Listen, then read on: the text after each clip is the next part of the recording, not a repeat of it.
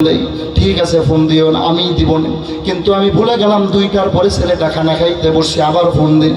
Phone দেওয়ার পরে আমি তার সাথে কথোপকথন পরিচিত হওয়ার জন্য বললাম, বলো কি তোমার নাম? বলে আমার নাম জয় বিশ্বাস।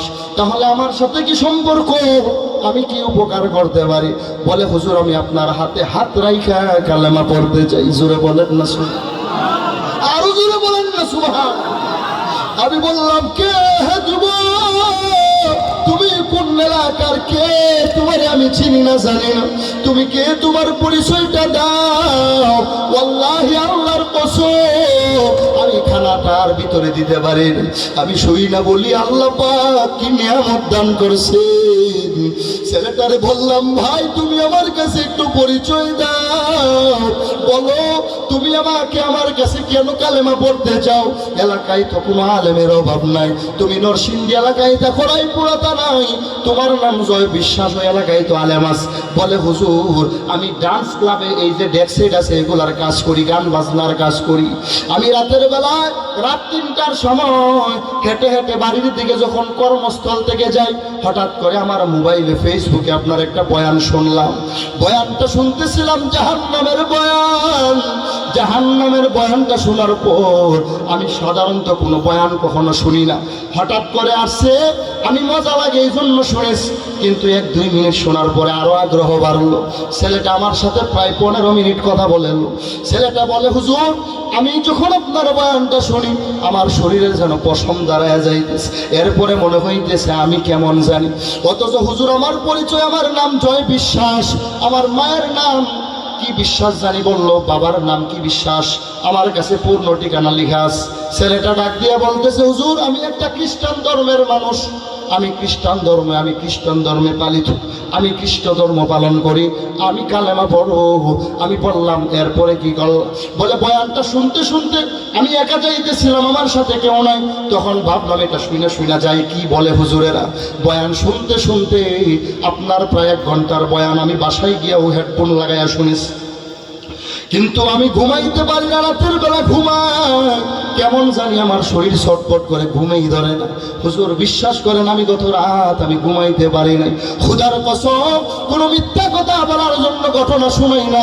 ও বৃদ্ধ বাবা জানে না, ও যুবক ভাইরা শুধু বোঝার জন্য বলতেছে। ছেলেটা ডাক দিয়ে বলে, হুজুর এরপরে আমি ফজরের আজান শুনতে পাইলাম, আর ঘুমাইতে পারি নাই। কেমন জানি আমার ভিতরটা পরিবর্তন হয়ে গেল। পার্শ্ব এলাকা থেকে আজান শুই না, আমার পাশের গ্রামে আমি হাজির হয়ে গেলাম। যায়া দেখি মানুষ ফজরের নামাজ পড়ে মসজিদ থেকে বের হয়, কিন্তু আমি মসজিদে ঢোকার সাহস করতে পারি না। এরপরে আমি মসজিদের বারান্দায় দাঁড়ায় থাকলাম, দেখি ইমাম সাহেব বের হয়ে আসছে। ইমাম সাহেব থেকে সময় নিয়ে আলাদা ঘটনা বললাম। ইমাম সাহেবরে বললাম, হুজুর এই যে ওয়াজটা শুনলাম ইনি কে, এনার সাথে আমার একটু পরিচয় করায়া দেন। ইমাম সাহেব বলছে, নাম্বার আছে বয়ানে, ফোন লাগাও। এরপরে আপনার নাম্বারে আমি সকালে আর ফোন দিলাম না, কারণ যদি আপনি সকালবেলা ঘুমান এজন্য আমি দুপুরবেলা আপনারে ফোন দিই। তো ছেলেটা বলে, হুজুর আমি আপনার হাতে কালেমা পড়তে চাই, আমি আপনার পরিচয় পেয়েছি, আপনি কুয়াকাটা হুজুরের সরে আলোচনা করেন, আপনি আবু বকর সিদ্দিক মোমেন শাহীর হুজুর। আমি আপনার বয়ান শুনে যেহেতু ভালো লাগছে, আমার মন বলে আপনি যদি কালেমা পড়ায়া দেন আর যদি আমার যদি সুপারিশ করেন, কোরআন শিক্ষা দেন, আমি কোরআন শিখবো। জোরে বলেন না সুবহানাল্লাহ। আমি বললাম, যুবক তুমি আমার মাদ্রাসায় আসো, আমি তোমার কালেমা পড়াইয়া দিব। তবে তোমার বাড়ি যেহেতু নরসিংদী রায়পুরা, আগামীকাল 16 তারিখ আমার প্রোগ্রাম হলো নেত্রকোনা। আমি বলেছি চলো আগামী নেত্রকোনায় আমার 16 তারিখ 16 ডিসেম্বরে প্রোগ্রাম আছে। নেত্রকোনায় তোমার নরসিংদী থেকে কত কিলো? সে আমাকে ধারাবাহিকভাবে বললো 70 থেকে 80 কিলো রাস্তা হবে। তাহলে বললাম আর মাদ্রাসায় আসার দরকার নাই, তুমি একটু অপেক্ষা করো, আমি কয়েকদিন পরেই 16 তারিখে আসবো, ওখানে হাজারো জনতার সামনে কালেমা পড়াইয়া দিব। তোমার কালেমার সাক্ষী শুধু আমি একা হব না, তোমার কালেমার সাক্ষ্য হবে আম জনতা, মুসলমানেরা। কথা কন ঠিক কিনা? ছেলেটা আমার গতকাল ফোন করেছে, হুজুর আপনার খেয়াল আছে? আমি বলি আছে, তোমার নাম্বার সেভ আছে, আমার মোবাইলে তার ফটো আছে।